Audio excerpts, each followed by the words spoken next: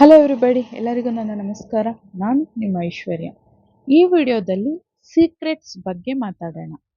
ಕೆಲವರು ಅವರ ಒಂದು ಜೀವನದ ಬಗ್ಗೆ ಎಲ್ಲ ಸೀಕ್ರೆಟ್ಸ್ನ ಯಾವಾಗಲೂ ತೀರಾ ಮನಸ್ಸಿನಲ್ಲಿ ಮುಚ್ಚಿಟ್ಕೊಂಡಿರ್ತಾರೆ. ತುಂಬ ಸೀಕ್ರೆಟಿವ್ ಆಗಿರ್ತಾರೆ ಕೆಲವರು ಬಾಯಲ್ಲಿ ಯಾವ ಒಂದು ಮಾತು ಕೂಡ ನಿಲ್ಲೋದಿಲ್ಲ, ಬಡಬಡ ಅಂತ ಮನಸ್ಸಿನಲ್ಲಿರೋದನ್ನೆಲ್ಲ ಹೇಳ್ಬಿಡ್ತಾರೆ.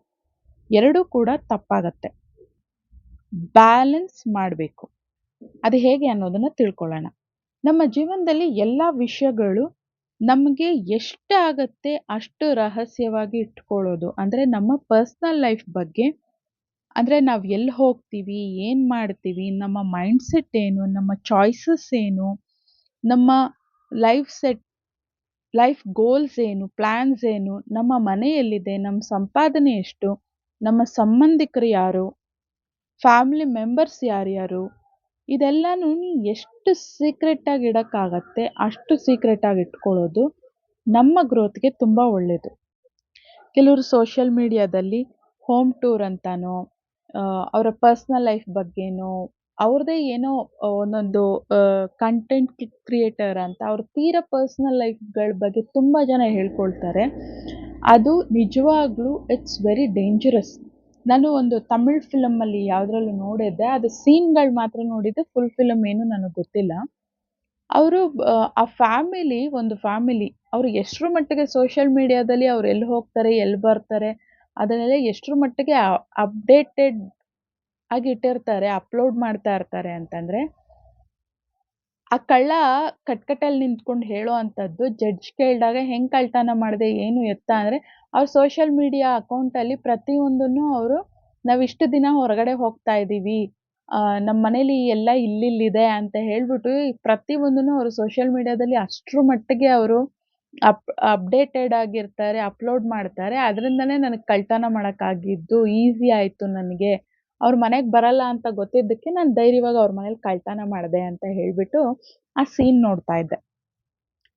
ಇದೆಲ್ಲ ನಮ್ಮ ಲೈಫ್ನಲ್ಲಿ ನಾವು ನೋಡಿದ್ದೆಲ್ಲನೂ ಒಂದೊಂದೇ ಪಾಯಿಂಟ್ ಆಗಿರಬಹುದು, ಏನೋ ವಿಷಯ ಒಂದು ಕಲ್ತಿರೋದಾಗಿರಬಹುದು, ಅದೆಲ್ಲ ನಮ್ಮ ಆಧ್ಯಾತ್ಮದಲ್ಲಿ ನಾವು ಅದನ್ನು ಇನ್ನು ಡೀಪಾಗಿ ನಾವು ಕಲಿಯೋದಕ್ಕೆ ಸ್ಟಾರ್ಟ್ ಆದಾಗ ಪ್ರತಿಯೊಂದು ಡಾಟಲ್ಲಿ ಪ್ರತಿಯೊಂದು ವಿಷಯಗಳು ಅಲ್ಲಿ ಕನೆಕ್ಟ್ ಆಗ್ತಾ ಹೋಗುತ್ತೆ.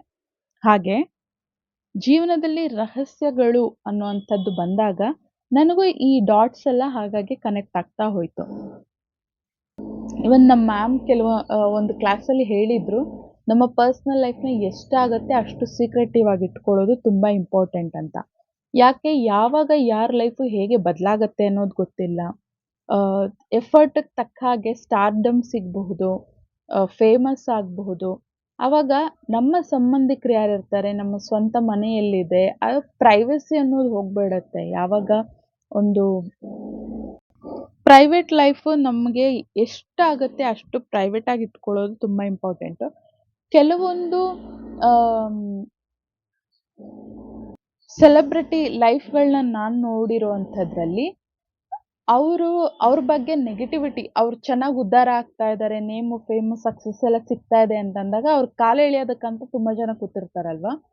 ಸೊ ಅಂಥವ್ರು ಏನು ಮಾಡ್ತಾರೆ, ಇವ್ರು ಸರಿ ಇಲ್ಲ, ಇವ್ರು ಈ ಥರ ಅಭ್ಯಾಸಗಳಿದೆ, ಇವ್ರ ಕ್ಯಾರೆಕ್ಟರ್ ಸರಿ ಇಲ್ಲ, ಬೇಕಂತ ಈ ಥರ ಎಲ್ಲ ತಪ್ಪು ಮಾಡ್ತಾ ಇದ್ದಾರಂತೆ ಬೇಕಂತ ತುಂಬ ಒಳ್ಳೆ ವ್ಯಕ್ತಿ ಮೇಲೇನೆ ನೆಗೆಟಿವಿಟಿ ಸ್ಪ್ರೆಡ್ ಮಾಡೋದಕ್ಕೆ ಅವರ ಒಂದು ಸೋಷಿಯಲ್ ಮೀಡಿಯಾದಲ್ಲಿ ಅವರ ಫ್ಯಾಮಿಲಿ, ಫ್ರೆಂಡ್ಸು, ರಿಲೇಟಿವ್ಸ್ ಯಾರು ಇರ್ತಾರೆ ಅವ್ರಿಗೆಲ್ಲ ಬೇಕಂತ ಸುಮ್ಮನೆ ತಪ್ಪಾದ ಇನ್ಫಾರ್ಮೇಷನ್ ಕೊಡೋ ಅಂಥದ್ದು, ಅವರ ಹೆಸರನ್ನ ಅವರ ಒಂದು ಪರ್ಸ್ನಲ್ ಸರ್ಕಲಲ್ಲಿ ಹಾಳು ಮಾಡೋದಕ್ಕೆ ಟ್ರೈ ಮಾಡಿದಂಥದ್ದು ನಾನು ನನ್ನ ಲೈಫ್ನಲ್ಲಿ ಕೆಲವೊಂದು ಜನಗಳ ವಿಷಯಗಳಲ್ಲಿ ನೋಡಿದ್ದೀನಿ. ಆಗಿಂದ ಅಲ್ಲಿಂದ ಅವರ ಫ್ಯಾಮಿಲಿ ಬಗ್ಗೆ ಆಗಲಿ, ಅವ್ರ ಪರ್ಸ್ನಲ್ ಲೈಫ್ ಬಗ್ಗೆ ಆ ವ್ಯಕ್ತಿ ಅವರ ಎಲ್ಲ ಸೋಷಿಯಲ್ ಮೀಡಿಯಾದಲ್ಲೂ ಅವರ ಫ್ಯಾಮಿಲಿ ಪರ್ಸನ್ಸ್ ಆಗಲಿ ಅಥವಾ ಅವ್ರ ರಿಲೇಟಿವ್ಸ್ ಆಗಲಿ, ಫ್ರೆಂಡ್ಸ್ ಆಗಲಿ ಅವ್ರನ್ನ ಟ್ಯಾಗ್ ಮಾಡೋದಾಗಲಿ, ಅವರ ಪರ್ಸ್ನಲ್ ಲೈಫ್ ಬಗ್ಗೆ ಹೇಳ್ಕೊಳ್ಳೋದಾಗಲಿ ಬಿಟ್ಬಿಟ್ರು. ಕೇವಲ ಪ್ರೊಫೆಷನ್ ಲೈಫ್ ಬಗ್ಗೆ ಮಾತ್ರನೇ ಅಪ್ಲೋಡ್ ಮಾಡೋದಕ್ಕೆ ಸ್ಟಾರ್ಟ್ ಮಾಡಿದ್ರು. ಇನ್ನು ಕೆಲವರಲ್ಲಿ ನಾನು ನೋಡಿರೋದು ಸೋಷಿಯಲ್ ಮೀಡಿಯಾದಲ್ಲಿ ಇಂಟ್ರೆಸ್ಟ್ ಇಲ್ದಲೇ ಇರುವಂಥ ಸೆಲೆಬ್ರಿಟಿಗಳನ್ನೂ ಕೂಡ ನನ್ನ ಲೈಫ್ನಲ್ಲಿ ನಾನು ನೋಡಿದ್ದೀನಿ. ಆ್ಯಂಡ್ ಅವರಾಗಲಿ ಅವರ ಪರ್ಸ್ನಲ್ ಲೈಫ್ ಬಗ್ಗೆ ಏನನ್ನೂ ಅಪ್ಲೋಡ್ ಮಾಡೋದಿಲ್ಲ, ಅಪ್ಡೇಟ್ ಮಾಡೋದಿಲ್ಲ. ಮತ್ತು ಅವರ ಫ್ಯಾಮಿಲಿ ಮೆಂಬರ್ಸ್ ಬಗ್ಗೆ ಕೂಡ ಸೋಷಿಯಲ್ ಮೀಡಿಯಾದಲ್ಲಿ ಅಂಥದ್ದೇನೂ ಇರಲ್ಲ. ಅಂಥವರೆಲ್ಲ ಇರ್ತಾರೆ. ಈ ರೀತಿಯಾಗಿ ಸೋಷಿಯಲ್ ಮೀಡಿಯಾದಲ್ಲಿ ಯಾರು ಅವರ ಒಂದು ಪರ್ಸನಲ್ ಲೈಫ್‌ನ ಎಕ್ಸ್‌ಪೋಸ್ ಮಾಡೋದಿಲ್ಲ. ಅಂಥವ್ರು ರಿಯಲಿ ಅವ್ರ ಪರ್ಸನಲ್ ಲೈಫಲ್ಲಿ ಅವರ ಒಂದು ಶೆಲ್‌ನಲ್ಲಿ ತುಂಬಾನೇ ಸೇಫ್ ಆಗಿರ್ತಾರೆ. ಪೀಸ್ ಆಫ್ ಮೈಂಡ್ ಮನಸ್ಸಿಗೆ ಶಾಂತಿ ಅನ್ನೋದಿರುತ್ತೆ. ಯಾಕೆಂದ್ರೆ ಅವರ ಒಂದು ಪರ್ಸನಲ್ ಲೈಫ್ ಬಗ್ಗೆ ಅವ್ರು ಹೇಗೆ ಥಿಂಕ್ ಮಾಡ್ತಾರೆ, ಅವರ ಪರ್ಸನಲ್ ಚಾಯ್ಸಸ್ ಏನು, ಅದನ್ನೇನನ್ನು ಕೂಡ ಹೊರಗಡೆ ತೋರಿಸ್ತಾ ಇರೋದಿಲ್ಲ. ಯಾರಲ್ಲೂ ಕೂಡ ಶೇರ್ ಮಾಡ್ತಾ ಇರೋದಿಲ್ಲ. ಅದರಿಂದ ನಿಜವಾಗ್ಲೂ ಪೀಸ್ ಆಫ್ ಮೈಂಡ್ ಅನ್ನುವಂಥದ್ದು ಜೀವನದಲ್ಲಿ ಅವ್ರಿಗೆ ನೆಮ್ಮದಿ, ಸುಖ, ಶಾಂತಿ ಅನ್ನೋದು ತುಂಬಾ ಸಿಕ್ಕತ್ತೆ. ಈವಿಲ್ ಐಸ್ ಅಂದ್ರೆ ಕೆಟ್ಟ ದೃಷ್ಟಿಗಳು ಇಂದ ಕೂಡ ಇಂಥದ್ದು ರಕ್ಷಿಸ್ಕೊಳ್ಳುತ್ತೆ. ಅದಕ್ಕೋಸ್ಕರ ಯಾವಾಗ್ಲೂ ನಮ್ಮ ಪರ್ಸನಲ್ ಲೈಫ್‌ನ ಎಷ್ಟಾಗತ್ತೆ ಅಷ್ಟು ಸೀಕ್ರೆಟಿವ್ ಆಗಿ ಇಟ್ಕೊಳ್ಳೋದು ನಮ್ಗಳಿಗೆ ತುಂಬಾನೇ ಮುಖ್ಯ. ಹಿಂದಿನ ಕಾಲದಲ್ಲಿ ರಾಜ ಮಹಾರಾಜರುಗಳಿರೋರಲ್ಲ, ಅವಾಗೆಲ್ಲನೂ ಅವರ ನಾನು ರಾಜರು ಫಿಲಮ್ ಎಲ್ಲ ನೋಡಿದ್ದೀನಲ್ವಾ, ಯಾರಾದ್ರೂ ಶತ್ರುಗಳು ಅಟ್ಯಾಕ್ ಮಾಡಿದಾಗ ಅವರದ್ದೇ ರೂಮ್‌ನಲ್ಲಿ ಕೆಲವೊಂದು ಸೀಕ್ರೆಟ್ ಡೋರ್ಸ್ ಅನ್ನೋದಿರೋದು. ಅವರು ರಾಜ ಅವರ ಫ್ಯಾಮಿಲಿಗಳಿಗೆ, ಅವರ ವಂಶಸ್ಥರಿಗೆ ಅಥವಾ ತೀರಾ ನಂಬಕಸ್ಥ ಮಂತ್ರಿಗಳಿಗೆ, ತೀರಾ ಆಪ್ತರಿಗೆ ಎಷ್ಟ್ರ ಮಟ್ಟಿಗೆ ರಾಜ ಫ್ಯಾಮಿಲಿಗಳಲ್ಲಿ ಆಪ್ತರು ಇರೋರಂದ್ರೆ, ಅವ್ರ ಜೀವ ಹೋಗ್ಬಿಟ್ರೂ ಸಹ ಅವರ ರಾಜ್ಯದ ಬಗ್ಗೆ ಆಗ್ಲಿ, ರಾಜನ ಬಗ್ಗೆ ಆಗ್ಲಿ, ಫ್ಯಾಮಿಲಿ ಬಗ್ಗೆ ಆಗ್ಲಿ ಒಂದು ಚಿಕ್ಕ ವಿಷಯವನ್ನು ಕೂಡ ಹೊರಗಡೆ ಬಿಟ್ಕೊಡ್ತಾ ಇರ್ಲಿಲ್ಲ. ಅಂಥ ಆಪ್ತರು, ಮಂತ್ರಿಗಣ, ಆ ಥರ ಪರ್ಸನಲ್ ಟೀಮ್ ಅನ್ನೋರು ಇರೋದು ರಾಜ ಮಹಾರಾಜರ ಕಾಲದಲ್ಲಿ. ರಾಜರ ಫ್ಯಾಮಿಲಿ ಸೀಕ್ರೆಟ್ಸ್ ಅನ್ನೋದು ಫ್ಯಾಮಿಲಿ ಮೆಂಬರ್ಸ್‌ಗೆ ಬಿಟ್ಟು ಇನ್ಯಾರಿಗೂ ಗೊತ್ತಾಗ್ತಾ ಇರ್ಲಿಲ್ಲ.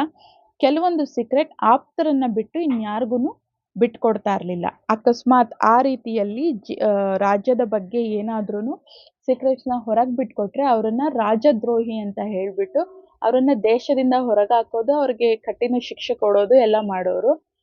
ದೇಶದ್ರೋಹಿ ಅನ್ನುವಂಥ ಒಂದು ಕಳಂಕನ ಹೊತ್ಕೊಂಡು ಬದುಕೋದಕ್ಕಿಂತ ನಾನು ಜೀವವನ್ನ ಬಿಟ್ಬಿಡ್ತೀನಿ ಅನ್ನೋಷ್ಟು ನಿಷ್ಠಾವಂತರಾಗಿರೋರು ಪ್ರಾಣನ್ ಬಿಟ್ಬಿಡೋರೇ ಹೊರತು ದೇಶದ ಸೀಕ್ರೆಟ್ಸ್‌ನ ಬಿಟ್ಕೊಡ್ತಾ ಇರ್ಲಿಲ್ಲ. ಈ ಕಾಲಕ್ಕೆ ಅದನ್ನ ತಗೊಳ್ರೆ ಮಿಲಿಟರಿ ಇದೆ. ಅದಕ್ಕೋಸ್ಕರ ಮಿಲಿಟರಿ ಸೀಕ್ರೆಟ್ಸು, ಮಿಲಿಟರಿ ಆಫೀಸರ್ಸು ಎಲ್ಲೂ ಬಿಟ್ಕೊಡಲ್ಲ. ಈಗ ನಮ್ಮ ಸೈನಿಕರು ಬೇರೆ ಕಡೆ ಎಲ್ಲಾದ್ರೂನು ಲಾಕ್ ಆದ್ರು ಅಂತಂದ್ರೆ ನಮ್ಮ ಸೀಕ್ರೆಟ್ಸ್‌ನ ಬಿಡಿಸೋದಕ್ಕೆ ಆ ದೇಶದವರು ತುಂಬಾನೇ ಟ್ರೈ ಮಾಡ್ತಾರೆ. ತೀರಾ ದೇಶ ಪ್ರೇಮಿಗಳು ನಿಜವಾಗ್ಲೂ ಅವ್ರ ಪ್ರಾಣ ಹೋದ್ರು, ಅವ್ರನ್ನ ಎಷ್ಟೇ ಚಿತ್ರಹಿಂಸೆ ಮಾಡಿದ್ರು ಸಹ ನಮ್ಮ ದೇಶದ ಸೀಕ್ರೆಟ್ಸ್‌ನ ಬಿಟ್ಕೊಡೋದಿಲ್ಲ. ಅದು ದೇಶ ಪ್ರೇಮ ಅನ್ನಿಸ್ಕೊಳತ್ತೆ. ಸೀಕ್ರೆಟ್ಸ್ ಅನ್ನೋದು ದೇಶದ ಒಂದು ವಿಷಯದಲ್ಲಿ ಈ ರೀತಿಯಲ್ಲಿ ಸೀಕ್ರೆಟ್ಸ್‌ನ ಮೇಂಟೈನ್ ಮಾಡ್ತಾರೆ. ಅದೇ ಗಂಡ ಹೆಂಡತಿ ಅನ್ನುವಂಥದ್ದು ಬಂದಾಗ ಯಾವತ್ತೂ ಕೂಡ ಗರ್ಲ್ ಫ್ರೆಂಡು, ಬಾಯ್ ಫ್ರೆಂಡು, ಲವರ್ಸಲ್ಲಿ ಈ ಒಂದು ಇಂಟಿಮೆಸಿ ಅಷ್ಟು ಸೀಕ್ರೆಟಿವ್ ಲೈಫ್ ಅನ್ನೋದು ಅಷ್ಟೆಲ್ಲ ಇರೋದಿಲ್ಲ. ಬಟ್ ಮದುವೆ ಆದ ಮೇಲೆ ಗಂಡ ಹೆಂಡತಿ ಅಂತಂದಾಗ ಅವರ ಲೈಫ್‌ನಲ್ಲಿ ಸೀಕ್ರೆಟ್ಸ್ ಅನ್ನೋದಾಗ್ಲಿ, ಸೀಕ್ರೆಟ್ ಲೈಫ್ ಅನ್ನೋದಾಗ್ಲಿ ಮದುವೆ ಆದ ನಂತರ ಅನ್ನುವಂಥದ್ದು ತುಂಬಾ ಬಿಲ್ಡ್ ಆಗ್ತಾ ಹೋಗುತ್ತೆ ಯಾವಾಗ್ಲೂ ಕೂಡ. ಗಂಡ ಹೆಂಡತಿ ಮಧ್ಯ ಸಂಬಂಧ ಅನ್ನೋದು ಎಷ್ಟು ಸೀಕ್ರೆಟ್ ಆಗಿರ್ಬೇಕು ಅಂದ್ರೆ ಅವರಿಬ್ಬರ ಮಧ್ಯೆ ಏನು ಮಾತಾಗತ್ತೆ ಅದು 4 ಗೋಡೆ ಮಧ್ಯನೇ ಇರಬೇಕು. ಮತ್ತೆ ನಮ್ಮ ಹೊಟ್ಟೆಯಲ್ಲಿ ಹುಟ್ಟಿದಂಥ ಮಕ್ಕಳು ಕೂಡ ನಮಗೆ 3ನೇ ವ್ಯಕ್ತಿ ಆಗಬೇಕು. ಗಂಡ ಹೆಂಡತಿ ಮಧ್ಯೆ ಜಗಳ ಆಗ್ತಿದೆ ಅಂತಂದ್ರೆ ಅದು ಮಕ್ಕಳಿಗೆ ಕೂಡ ಗೊತ್ತಾಗಬಾರ್ದು.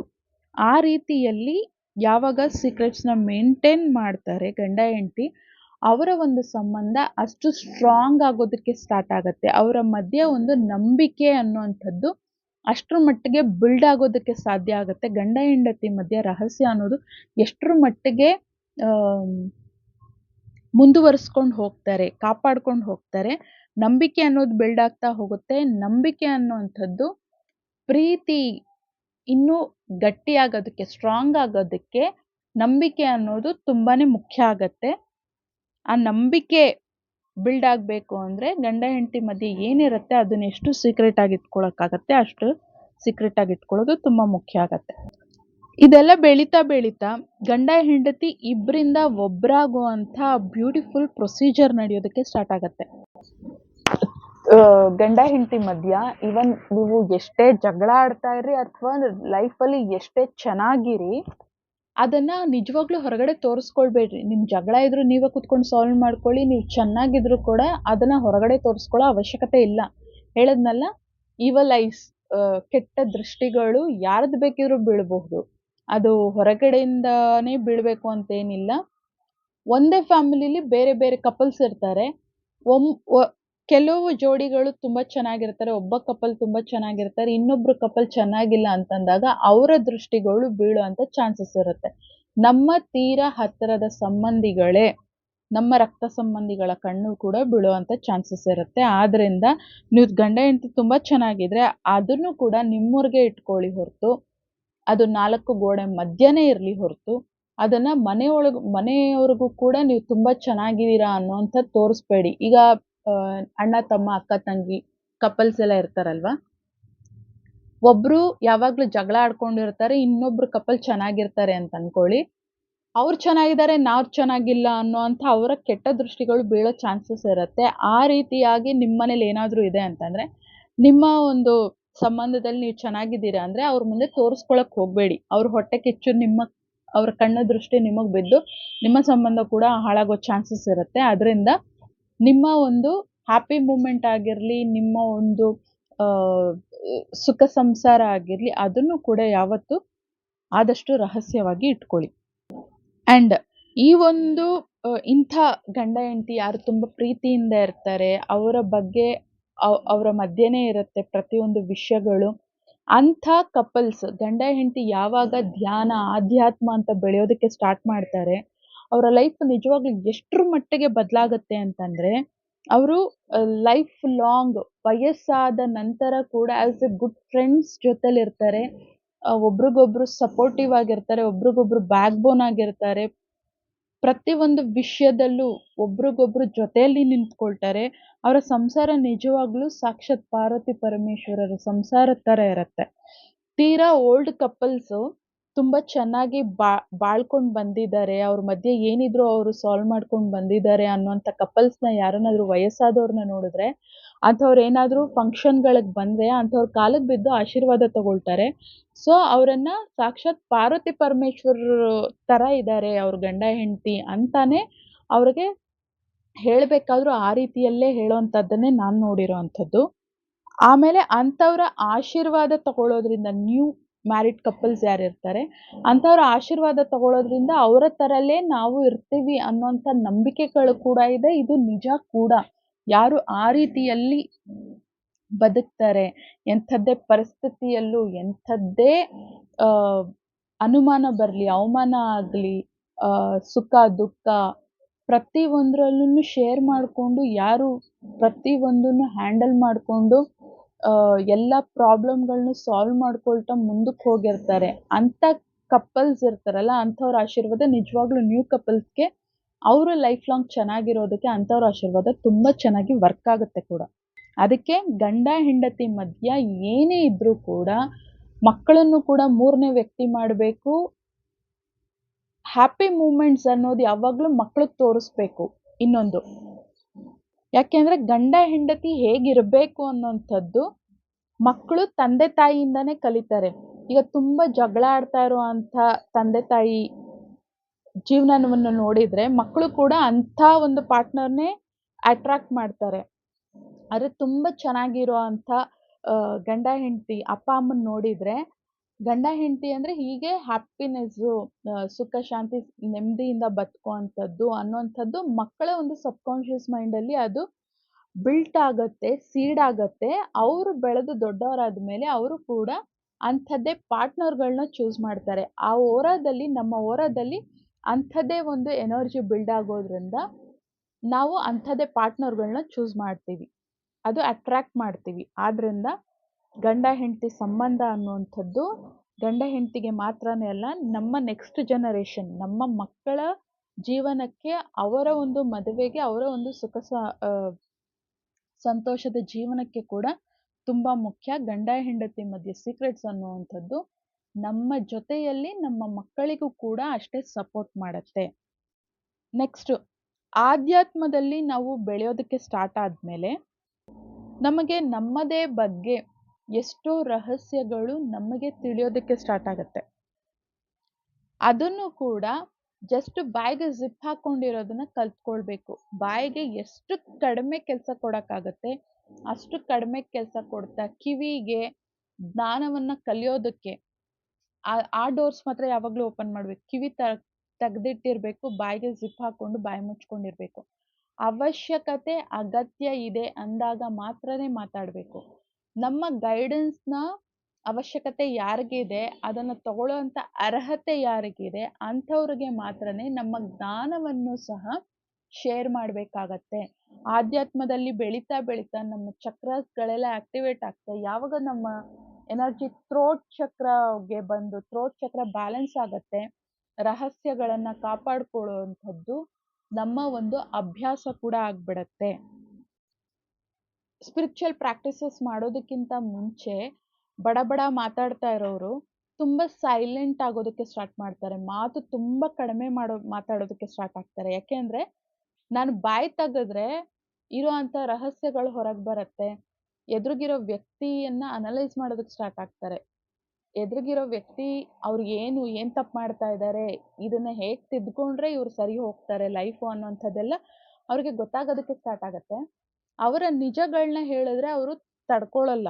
ಆದ ಕಾರಣ ಸ್ಪಿರಿಚುವಲ್ ಪ್ರಾಕ್ಟೀಸ್ ಮಾಡ್ತಾ ಮಾಡ್ತಾ ಪ್ರತಿಯೊಂದು ನಮಗೆ ಗೊತ್ತಾಗೋದಕ್ಕೆ ಸ್ಟಾರ್ಟ್ ಆಗತ್ತೆ. ನಾವು ಎಷ್ಟು ಮಾತಾಡಬೇಕು, ಯಾರತ್ರ ಎಷ್ಟು ಮಾತಾಡಿದ್ರೆ ನಮಗ್ ಒಳ್ಳೇದು ಅನ್ನುವಂಥದ್ದು ಮತ್ತೆ ಎದುರಿಗಿರೋ ವ್ಯಕ್ತಿಗೂ ಕೂಡ ಒಳ್ಳೇದು. ಯಾಕೆಂದ್ರೆ ಪ್ರತಿಯೊಬ್ರು ಅವರ ಜೀವನದ ಕಹಿ ಸತ್ಯಗಳನ್ನ ಅಕ್ಸೆಪ್ಟ್ ಮಾಡೋದಕ್ಕೆ ರೆಡಿ ಇರೋದಿಲ್ಲ. ಅಂಥವ್ರಿಗೆ ನೀನ್ ಈ ತಪ್ಪು ಮಾಡ್ತಾ ಇದೀಯ ನೋಡು, ಇದನ್ನ ತಿದ್ಕೋ ನೋಡು ಅಂತ ಹೇಳಿದ್ರು ಕೂಡ ಅವರು ಸಹಿಸ್ಕೊಳ್ಳೋದಿಲ್ಲ.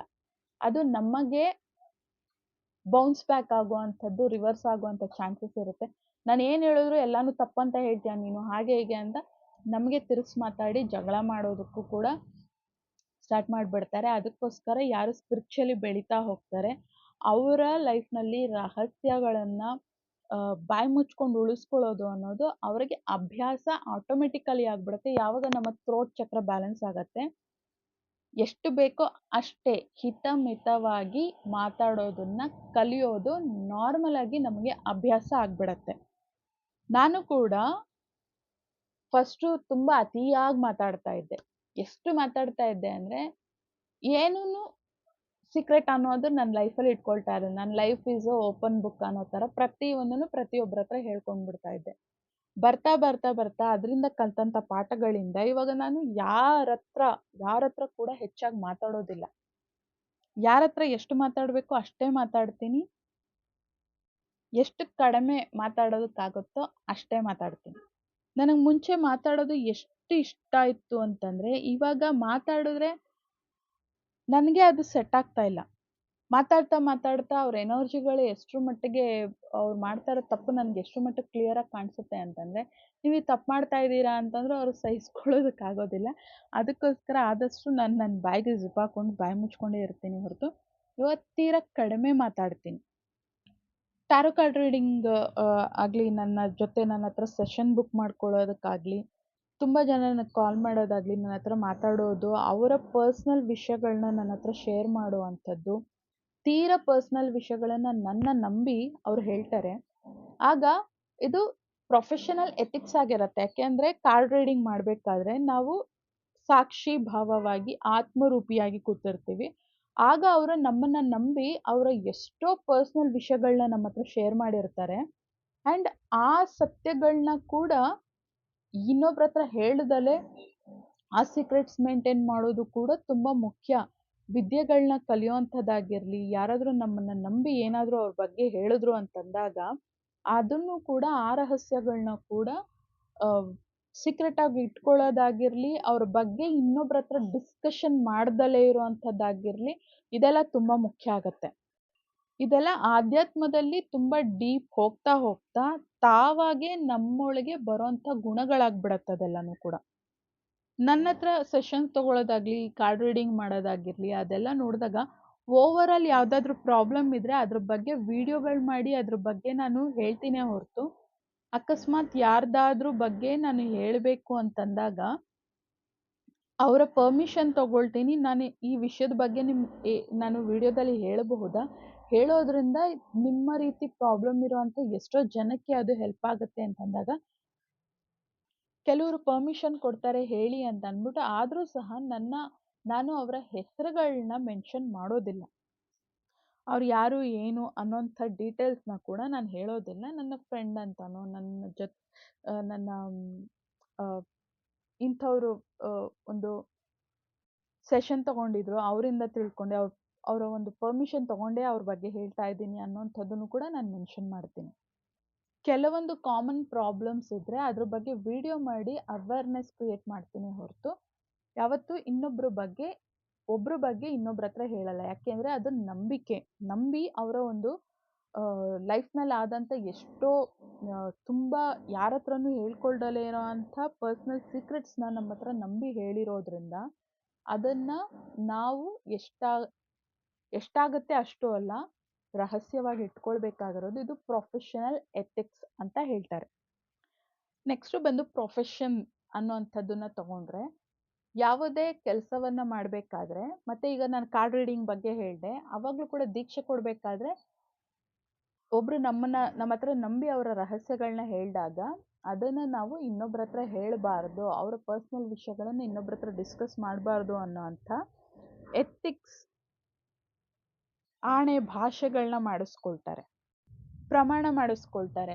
ಈಗ ಅಧಿಕಾರ ಸ್ವೀಕಾರ ಮಾಡುವಂಥದ್ದಾಗಿರಬಹುದು, ಮತ್ತೆ ಡಾಕ್ಟರ್ ಓದಿರೋ ಅಂಥವ್ರು, ಅವರ ಒಂದು ಡಾಕ್ಟರ್ ಆಗಿ ಪ್ರೊಫೆಷನ್ನ ಅವರು ಕಂಟಿನ್ಯೂ ಮಾಡಬೇಕಾದ್ರೆ, ಸ್ಟಾರ್ಟ್ ಮಾಡಬೇಕಾದ್ರೆ ಇದೆಲ್ಲ ಓತ್ ತಗೋತಾರೆ, ಪ್ರಮಾಣ ತಗೋತಾರೆ. ಯಾರೇ ಬಂದು ನಮ್ಮ ಹತ್ರ ಏನೇ ಹೇಳಿದ್ರು ಸಹ, ನಾನು ಕರ್ತವ್ಯ ಬದ್ಧನಾಗಿರ್ತೀನಿ, ನಿಷ್ಠಾಬದ್ಧನಾಗಿರ್ತೀನಿ, ರಹಸ್ಯಗಳನ್ನ ಯಾವಾಗಲೂ ಕೂಡ ಮುಚ್ಚಿಟ್ಕೊಳ್ತೀನಿ, ನನ್ನ ಪೇಷಂಟ್ ಬಗ್ಗೆ ನಾನು ಇನ್ನೊಬ್ರ ಹತ್ರ ಡಿಸ್ಕಸ್ ಮಾಡಲ್ಲ, ಅವರ ಪರ್ಸನಲ್ ವಿಷಯಗಳನ್ನ ಹೇಳೋಲ್ಲ. ಆ ರೀತಿಯಲ್ಲಿ ಪ್ರಮಾಣ ವಚನ ಸ್ವೀಕಾರ ಮಾಡ್ತಾರೆ. ಆ ರೀತಿಯಲ್ಲಿ ಪ್ರೊಫೆಷನಲ್ ಎಥಿಕ್ಸ್ ಅನ್ನುವಂಥದ್ದಿರುತ್ತೆ. ಅದು ಬಿಸ್ನೆಸ್ಸಲ್ಲಿ ಆಗಿರಬಹುದು, ಮಾಡುವಂಥ ಈ ಥರ ಪ್ರೊಫೆಷನ್ಸಲ್ಲಿ ಆಗಿರಬಹುದು. ಈಗ ಬಿಸ್ನೆಸ್ ಅಂತ ಬಂದಾಗ ಎಷ್ಟೋ ಸೀಕ್ರೆಟ್ಸ್ ಇರುತ್ತೆ. ಮಾಡುವಂಥ ಪ್ರಾಡಕ್ಟ್ಸ್‌ಗಳಿಗೆ ಹಾಕುವಂಥ ಇಂಗ್ರೀಡಿಯೆಂಟ್ಸ್ ಆಗಿರ್ಬೋದು, ಯಾವ ರೀತಿಯಲ್ಲಿ ಮ್ಯಾನುಫ್ಯಾಕ್ಚರ್ ಮಾಡ್ತಾರೆ ಅನ್ನುವಂಥದ್ದಾಗಿರ್ಬೋದು, ಪ್ರತಿಯೊಂದು ಕೂಡ ರಹಸ್ಯಗಳಾಗಿರತ್ತೆ. ನಾವು ಯಾರತ್ರ ಕೆಲಸ ಮಾಡ್ತಾ ಇರ್ತೀವಿ, ಆ ಯಜಮಾನರು ನಮಗೆ ಸಂಬಳ ಕೊಡ್ತಾ ಇದ್ದಾರೆ ಅಂತಂದ್ರೆ, ಆ ಎಲ್ಲ ರಹಸ್ಯಗಳನ್ನ ನಾವು ಆಮ್, ಮುಚ್ಚಿಟ್ಕೊಳ್ಬೇಕು, ನಿಭಾಯಿಸ್ಬೇಕು.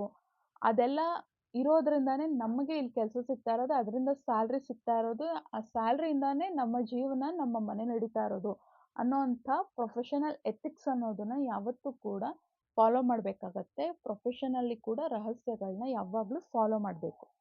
ಆಮೇಲೆ ಯಜಮಾನ ಕೂಡ ಅಷ್ಟೇ, ಅವರ ಪರ್ಸನಲ್ ಟೀಮ್ ಇರುತ್ತೆ. ಅಂಥವ್ರ ಹತ್ರ ಮಾತ್ರನೇ ಪ್ರತಿಯೊಂದನ್ನು ಅವರು ಆಪ್ತರು ಅಂತ ಹೇಳದ್ನಲ್ಲ, ರಾಜರ ಕಾಲದಲ್ಲಿ ಹೇಗಿದ್ರು ಹಾಗೆ ಬಿಸ್ನೆಸ್ಸಲ್ಲೂ ಕೂಡ ತೀರಾ ಸೀಕ್ರೆಟಿವ್ ಪರ್ಸನಲ್ ಟೀಮ್ ಅನ್ನುವಂಥದ್ದಿರುತ್ತೆ. ಅಂಥವ್ರ ಜೊತೆ ಮಾತ್ರನೇ ಶೇರ್ ಮಾಡ್ತಾರೆ ಏನನ್ನಾದ್ರು. ಸಾರಿ, ಸ್ವಲ್ಪ ಕಟ್ಟಾಯಿತು, ಎಲ್ಲಿ ನಿಲ್ತು ಗೊತ್ತಿಲ್ಲ, ಇನ್ನೊಂದ್ಸಲ ರಿಪೀಟ್ ಮಾಡ್ತೇನೆ. ಬಿಸ್ನೆಸ್ಸಲ್ಲಿ ಯಾವಾಗ್ಲೂ ರಾಜ ಮಹಾರಾಜರಾಗಿದ್ರಲ್ಲ, ಹಾಗೆ ಪರ್ಸನಲ್ ಟೀಮ್ ಅನ್ನೋಂಥದ್ದು ಇಟ್ಕೊಳ್ತಾರೆ. ಅವ್ರ ಹತ್ರ ಮಾತ್ರನೇ ಡಿಸ್ಕಷನ್ಸ್ ಮಾಡ್ತಾರೆ, ನಿರ್ಧಾರಗಳನ್ನ ತಗೊಳ್ಳೋದಕ್ಕೆ. ಬಿಸ್ನೆಸ್ನ ಹೇಗೆ ಮುಂದುವರಿಸ್ಬೇಕು, ಯಾವ ಅಪ್ಡೇಟೆಡ್ ಆಗಿ ಹೇಗಿರಬೇಕು, ಈಗಿನ ಕಾಲಕ್ಕೆ ನಮ್ಮ ಪ್ರಾಡಕ್ಟ್ನ ಹೇಗೆ ಅಪ್ಡೇಟ್ ಮಾಡಬೇಕು, ಕ್ವಾಲಿಟಿ ಆಗಿರಬಹುದು, ರೇಟ್ಗಳಾಗಿರಬಹುದು, ಅದನ್ನೆಲ್ಲ ಹೇಗೆ ಸ್ಟ್ರಕ್ಚರ್ ಇದು ಮಾಡಬೇಕು, ಹೇಗೆ ನಿರ್ಧಾರಗಳನ್ನ ತಗೊಳ್ಬೇಕು ಅನ್ನೋಂಥ ಸೀಕ್ರೆಟ್ ತುಂಬ ಪರ್ಸನಲ್ ಟೀಮ್ ಜೊತೆ ಮಾತ್ರನೇ ಅದನ್ನೆಲ್ಲ ಡಿಸ್ಕಷನ್ ಅನ್ನುವಂಥದ್ದನ್ನ ಮಾಡ್ತಾರೆ. ನಾನು ಸ್ಟಾರ್ಟಿಂಗಲ್ಲಿ ಹೇಳಿದೆ 2 ಪಾಯಿಂಟು. ನಮ್ಮ ಲೈಫ್ನ ತುಂಬ ಸೀಕ್ರೆಟ್ ಆಗಿ ಇಟ್ಕೊಳ್ತೀನಿ ಅಂತ ನಮ್ಮ ಬಗ್ಗೆ ಪ್ರತಿಯೊಂದನ್ನು ಮನಸ್ಸಿನಲ್ಲಿ ಮುಚ್ಚಿಟ್ಕೊಳ್ಳೋದು ಕೂಡ ತಪ್ಪು. ಹಾಗೆ ನಮ್ಮ ಬಗ್ಗೆ ಪ್ರತಿಯೊಬ್ಬರ ಹತ್ರ ಓಪನ್ ಬುಕ್ಕು, ನನ್ನ ಲೈಫಲ್ಲಿ ಏನೂ ಇಲ್ಲ ಅನ್ನೋ ರೀತಿಯಲ್ಲಿ ಪ್ರತಿಯೊಂದನ್ನು ಹೇಳ್ಕೊಳ್ಳೋದು ಕೂಡ ತಪ್ಪು ಅಂತ. ಖಂಡಿತ ನಮ್ಮ ಬಗ್ಗೆ ಹೇಳ್ಕೊಳ್ಳೋದು ಎಷ್ಟು ತಪ್ಪು ಅನ್ನೋವಂಥದ್ದು ನಾನು ಆಲ್ರೆಡಿ ಇಷ್ಟು ಪಾಯಿಂಟ್ಸ್ನಲ್ಲಿ ಹೇಳಿದ್ದೀನಿ. ಬಟ್ ಪ್ರತಿಯೊಂದು ವಿಷಯವನ್ನು ನಮ್ಮ ಮನಸ್ಸಿನಲ್ಲಿ ಮುಚ್ಚಿಟ್ಕೊಳ್ಳೋದು ಕೂಡ ತುಂಬಾ ತಪ್ಪಾಗತ್ತೆ. ಇದು ಆ್ಯಕ್ಚುಲಿ ತುಂಬ ಡೇಂಜರಸ್ ಕೂಡ ಆಗತ್ತೆ. ಮನಸ್ಸಿನಲ್ಲಿರುವಂಥ ನೋವು, ಲೈಫ್ನಲ್ಲಿ ಆದಂಥ ಪ್ರಾಬ್ಲಮ್ಸು, ಅದನ್ನೆಲ್ಲ ಶೇರ್ ಮಾಡ್ಕೊಳ್ಳೋಕ್ಕೆ ತುಂಬ ಒಳ್ಳೆ ಸ್ನೇಹಿತರನ್ನ ಇಟ್ಕೊಳ್ಬೇಕಾಗತ್ತೆ ಲೈಫ್ನಲ್ಲಿ. ಅದು ಮನೆಯಲ್ಲಿರುವಂಥ ತಂದೆ ತಾಯಿ ಆಗಿರಬಹುದು ಅಥವಾ ಕಲೀಗ್ಸ್ ಆಗಿರಬಹುದು, ಚೈಲ್ಡ್ಹುಡ್ ಫ್ರೆಂಡ್ಸ್ ಆಗಿರಬಹುದು, ಟೀಚರ್ಸ್ ಗುರುಗಳಾಗಿರಬಹುದು. ಕೆಲವರಿಗೆ ತೀರಾ ಕ್ಲೋಸ್ ಫ್ರೆಂಡ್ಸ್ ಅಂತ ಯಾರಿರ್ತಾರೆ ಅವರಿಗೆ ನಮ್ಮ ಬಗ್ಗೆ ಸಂಪೂರ್ಣವಾಗಿ ಹೇಳ್ಕೊಳ್ಳೋ ಅಷ್ಟು ನಂಬಿಕೆ ಅನ್ನುವಂಥದ್ದು ಚೈಲ್ಡ್ಹುಡ್ ಫ್ರೆಂಡ್ಸ್ ಜೊತೆ ಅದು ಶೇರ್ ಆಗಿರುತ್ತೆ. ಆದರೆ ರಿಯಲಿ ನಾವು ಕಂಪ್ಲೀಟಾಗಿ ನಮ್ಮ ರಹಸ್ಯಗಳು ಯಾರಿಗಾದ್ರೂ ಗೊತ್ತಿರುತ್ತೆ ಅಂದರೆ ಗಂಡನ ಬಗ್ಗೆ ಹೆಂಡತಿಗೆ, ಹೆಂಡತಿ ಬಗ್ಗೆ ಗಂಡನಿಗೆ ಮಾತ್ರನೇ. ಇದು ಸತ್ಯ. ಯಾಕಂದರೆ ನಮ್ಮ ಜೊತೆ ಹುಟ್ಟಿ ಬೆಳೆದಿರೋರ್ಗೂ ಕೂಡ, ನಮ್ಮ ಕ್ಲೋಸ್ ಫ್ರೆಂಡ್ಗೂ ಕೂಡ ಗೊತ್ತಿಲ್ದಲೇ ಇರೋವಂಥ ನಮ್ಮ ಎಷ್ಟೋ ರಹಸ್ಯಗಳು ಗಂಡ ಹೆಂಡತಿಗೆ ತಾನಾಗೆ ಗೊತ್ತಾಗೋದಕ್ಕೆ ಸ್ಟಾರ್ಟ್ ಆಗತ್ತೆ. ಅದು ದಾಂಪತ್ಯದಲ್ಲಿ ಇರುವಂಥ ಒಂದು ಸೀಕ್ರೆಟ್ ಕೂಡ. ನಮ್ಮ ಅಂಥ ಕ್ಲೋಸ್ ಫ್ರೆಂಡು ಯಾವಾಗಲೂ ಗಂಡನಿಗೆ ಹೆಂಡತಿ, ಹೆಂಡತಿಗೆ ಗಂಡ ಆಗಿದ್ರೆ ತುಂಬಾ ಚೆನ್ನಾಗಿರುತ್ತೆ ಲೈಫು. ನಾವು ಒಬ್ರತ್ರ ಒಬ್ರು ಶೇರ್ ಮಾಡ್ಕೊಳ್ಳೋ ಅಂಥ ವಿಷಯ ಖಂಡಿತ ಅಪ್ಪ ಅಮ್ಮನ ಹತ್ರ ಆಗಿರಲಿ, ಕ್ಲೋಸ್ ಫ್ರೆಂಡ್ಸ್ ಹತ್ರ ಆಗಿರಲಿ, ರಿಲೇಟಿವ್ಸ್ ಹತ್ರ ಆಗಿರಲಿ, ಯಾರ ಹತ್ರ ಕೂಡ ಶೇರ್ ಮಾಡ್ಕೊಳಕ್ಕಾಗಲ್ಲ. ಅಂಥ ರಹಸ್ಯಗಳು ಯಾವತ್ತೂ ಗಂಡ ಹೆಂಡತಿ ಮಧ್ಯೆ ಮಾತ್ರನೇ ಇರುತ್ತೆ. ಅದಕ್ಕೆ ಅವರೇ ಒಬ್ರಿಗೊಬ್ರು ಕ್ಲೋಸ್ ಫ್ರೆಂಡ್ ಆಗಿಬಿಟ್ರೆ ಲೈಫ್ ಈಸ್ ಸೂಪರ್ ಸೆಟ್. ಹ್ಯಾಪಿಯಾಗಿ ಲೈಫ್ ಅನ್ನೋದು ಲೀಡ್ ಮಾಡಿಕೊಂಡು ಹೋಗೋದಕ್ಕೆ ತುಂಬಾ ಸಹಾಯ ಆಗುತ್ತೆ. ಗುರುಗಳಾಗಲಿ, ಫ್ರೆಂಡ್ಸ್ ಆಗಿರಲಿ, ನಿಮ್ಮ ಬಗ್ಗೆ ಏನನ್ನಾದರೂ ಶೇರ್ ಮಾಡ್ತಾ ಇದ್ದೀರಾ ಅಂತಂದಾಗ ಅವ್ರ ಬಗ್ಗೆ ಸಂಪೂರ್ಣವಾಗಿ ತಿಳ್ಕೊಂಡು ಆಮೇಲೆ ಅವ್ರ ಹತ್ರ ಸಜೆಷನ್ಸ್ ತಗೊಳ್ಳೋದಾಗಿರಬಹುದು ಅಥವಾ ನಿಮ್ಮ ಬಗ್ಗೆ ಹೇಳ್ಕೊಳ್ಳೋದಾಗಿರಬಹುದು. ಆವಾಗ ಅದನ್ನು ಮಾಡಿ. ಅವರ ಹತ್ರ ನಂಬಿಕೆ ಬಂದ ಮೇಲೇ ನೀವು ನಿಮ್ಮ ಬಗ್ಗೆ ಹೇಳೋದಕ್ಕೆ ಶುರು ಮಾಡಿ. ನಂಬಿಕೆ ಅನ್ನೋದು 3 ಅಕ್ಷರದ ಒಂದು ಪದ. ಆದರೆ ಆ ಪದದ ಭಾರ ಅನ್ನುವಂಥ ಅದರ ವ್ಯಾಲ್ಯೂ ಯಾರಿಗೆ ಗೊತ್ತಿರುತ್ತೆ, ಅದನ್ನು ಯಾರು ಲೈಫಲ್ಲಿ ನಿಭಾಯಿಸ್ತಾರೆ ಅಂಥವ್ರನ್ನ ನಂಬಿ ಅಂಥವ್ರ ಹತ್ರ ಮಾತ್ರನೇ ನಿಮ್ಮ ರಹಸ್ಯಗಳನ್ನು ಹೇಳ್ಕೊಡಿ. ಅದರಿಂದ ನಿಮ್ಮ ಮನಸ್ಸಿನಲ್ಲಿರುವಂಥ ನೋವು ಹೊರಗೆ ಬಂದು ನೀವು ಒಳಗಿಂದ ಆರಾಮಾಗಿ ಉಸಿರಾಡೋದಕ್ಕೆ, ಬದುಕೋದಕ್ಕೆ ಸಹ, ಎಷ್ಟೋ ಕಾಯಿಲೆಗಳಿಂದ ಹೊರಗೆ ಬರೋದಕ್ಕೆ, ಮನಸ್ಸಿನ ನೋವುಗಳಿಂದ ಹೊರಗೆ ಬರೋದಕ್ಕೆ ನಿಮಗೆ ತುಂಬ ಸಹಾಯ ಆಗುತ್ತೆ. ಆದ್ದರಿಂದ ನಂಬಿಕಸ್ಥರ ಮಾತ್ರನೇ, ನಂಬಿಕೆಗೆ ಅರ್ಹರಾದಂಥ ನಿಮ್ಮ ಆಪ್ತರ ಹತ್ರ ಮಾತ್ರನೇ ನಿಮ್ಮ ಕೆಲವೊಂದು ನೋವು, ದುಃಖಕರ ಸಂಗತಿಗಳನ್ನ ಹೇಳ್ಕೊಳ್ಳಿ. ಮತ್ತು ಅದಕ್ಕೆ ನಿಮಗೆ ಪ್ರಾಪರ್ ಸೊಲ್ಯೂಷನ್ ಕೊಡೋವಂಥ ವ್ಯಕ್ತಿಗಳ ಹತ್ರ ಮಾತ್ರನೇ ಹೇಳ್ಕೊಳ್ಳಿ. ಈಗ ಫ್ರೆಂಡ್ ಅಂತ ಇದ್ದರು ಅಥವಾ ನೀವು ಯಾರ ಹತ್ರನಾದರೂ ಹೇಳ್ಕೊಳ್ತಾ ಇದ್ದೀರಾ, ಅವರು ನಿಮ್ಮ ಒಂದು ಪ್ರಾಬ್ಲಮ್ಸ್ನ ತುಂಬ ಉಡಾಫೆಯಾಗಿ ಇದೆಲ್ಲರ ಲೈಫಲ್ಲೂ ಆಗುತ್ತೆ ಬಿಟ್ಟಾಕು, ಹಾಗೆ ಹಿಂಗೆ ಅಂತ ಹೇಳಿ ಉಡಾಫೆಯಾಗಿ ಮಾತಾಡೋರಲ್ಲ. ಅದರ ಸೆನ್ಸಿಟಿವಿಟಿನ, ನಿಮ್ಮ ಒಳಗೆ ನೀವು ಎಷ್ಟು ನೋವನ್ನು ಅನುಭವಿಸ್ತಾ ಇದ್ದೀರಾ ಆ ಸೆನ್ಸಿಟಿವಿಟಿನ ಹಿಡಿದು ಅದಕ್ಕೆ ಸಲ್ಯೂಷನ್ ಹೇಳೋರು, ಆ ಗಾಯಕ್ಕೆ ಮುಲಾಮು ಹಾಕೋರು, ಆ ಗಾಯವನ್ನು ವಾಸಿ ಆಗುವಂಥ ಮಾತಾಡೋರು, ಆ ಪ್ರಾಬ್ಲಮ್ಮಿಂದ ಹೇಗೆ ಹೊರಗೆ ಬರಬೇಕು ಅಂತ ಸಲ್ಯೂಷನ್ ಕೊಡೋ ಅಂಥವ್ರನ್ನ, ಪ್ರಾಪರ್ ವ್ಯಕ್ತಿನ ಹಿಡಿದು ಅಂಥವ್ರ ಹತ್ರ ನಿಮ್ಮ ಸೀಕ್ರೆಟ್ಸ್ಗಳನ್ನ, ನಿಮ್ಮ ಪೇಯ್ನ್ಗಳನ್ನ ರಿಲೀಸ್ ಮಾಡೋದಕ್ಕೆ ಅಂಥ ವ್ಯಕ್ತಿಗಳನ್ನ ನಿಮ್ಮ ಲೈಫ್ನಲ್ಲಿ ನೀವು ಚೂಸ್ ಮಾಡಿ. ಅಂಥವ್ರ ಹತ್ರ ಮಾತ್ರನೇ ನಿಮ್ಮ ರಹಸ್ಯಗಳನ್ನ ಶೇರ್ ಮಾಡಿ. ಅದರಿಂದ ನಿಮ್ಮ ಲೈಫು ತುಂಬ ಚೆನ್ನಾಗಿರುತ್ತೆ. ತುಂಬ ಹ್ಯಾಪಿಯಾಗಿ ನೀವು ಬದುಕೋದಕ್ಕೆ ಕೂಡ ನಿಮಗೆ ಹೆಲ್ಪ್ ಆಗುತ್ತೆ. ಸೊ ಈ ವಿಡಿಯೋ ಬಗ್ಗೆ ನಿಮ್ಗೆ ಏನು ಅನ್ನಿಸ್ತು ಕಾಮೆಂಟ್ನಲ್ಲಿ ಶೇರ್ ಮಾಡಿ. Thanks for watching. ಮುಂದಿನ ವಿಡಿಯೋದಲ್ಲಿ ಸಂಜೆ 7 ಗಂಟೆಗೆ ಸಿಗೋಣ. ಅಲ್ಲಿವರೆಗೂ keep smiling, take care, because we are all born for a reason. Bye, I love you all.